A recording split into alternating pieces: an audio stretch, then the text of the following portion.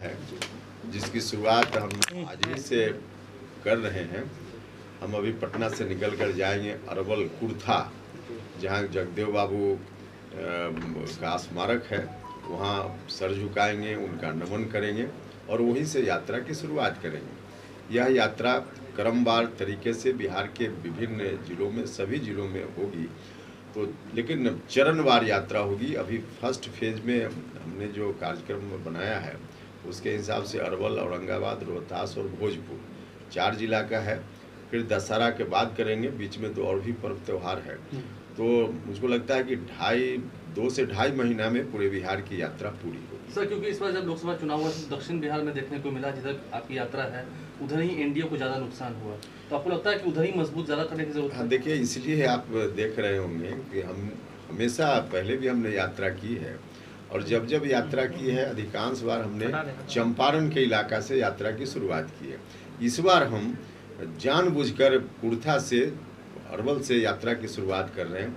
यही इलाका है मगध का इलाका और फिर उसके बाद शाहाबाद का इलाका, जहां एनडीए के लिए अनुकूल परिणाम, अपेक्षा के हिसाब से परिणाम लोकसभा चुनाव में नहीं आया था। तो क्या कुछ कमी रह गई, नहीं रह गई, उसके आधार पे हम वहाँ लोगों से विमर्श करेंगे, साथियों से, पार्टी के साथियों से, एनडीए के साथियों से और आम जनता से भी। और स्वाभाविक रूप से जो भी कुछ कमी रही होगी उन कमियों को आगे दूर करते हुए और बिहार के अन्य हिस्सों से जो फीडबैक आएगा उसको लेकर के, समेट करके एनडीए की रणनीति इलाका वाइज अलग अलग विधानसभा चुनाव के लिए हम बनाएंगे, ताकि हर जगह मजबूती से एनडीए की जीत दर्ज हो सके। आप भी यात्रा कर रहे हैं, तेजस्वी यादव भी यात्रा कर रहे हैं, वो भी अपने संगठन को मजबूत कर रहे हैं, अगले साल चुनाव होना है। देखिए, अब स्वाभाविक रूप से विपक्ष के लोग हैं तो कुछ तो करते हुए उनको दिखना चाहिए, इसलिए कर रहे हैं। लेकिन उनको भी मालूम है 2020 में कुछ अलग तरीके के फैक्टर थे जिसके चलते उस समय उनको उतनी सीटें आ गई।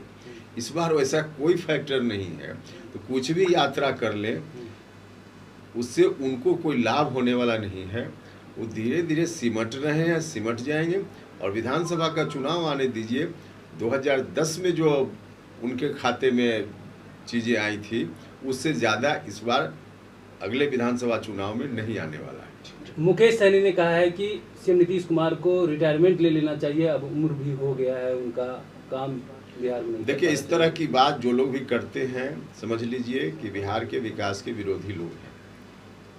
हमने सुना है जेडीयू के अंदर से भी यह बात उठी है, यह बहुत ही आपत्तिजनक है। नीतीश कुमार जी का योगदान पूरे बिहार के लिए इतना जबरदस्त योगदान है कि उनकी सेवा की अभी आगे बहुत ज़रूरत है।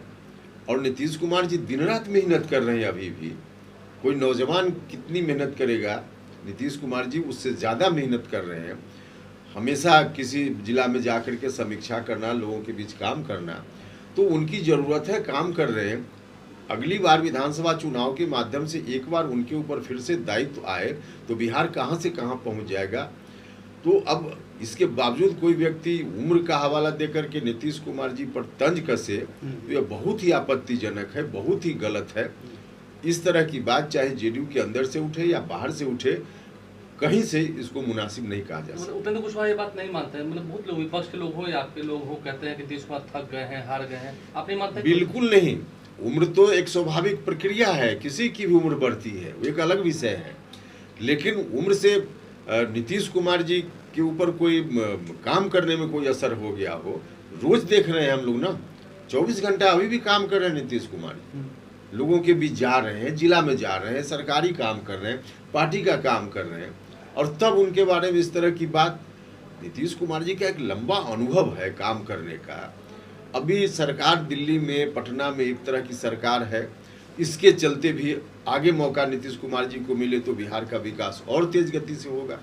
तो अभी ज़रूरत है नीतीश कुमार जी को फिर से मौका मिले इस बात की, न कि कोई व्यक्ति उम्र का हवाला दे करके उनको रिटायर होने की बात करे, तंज कसे।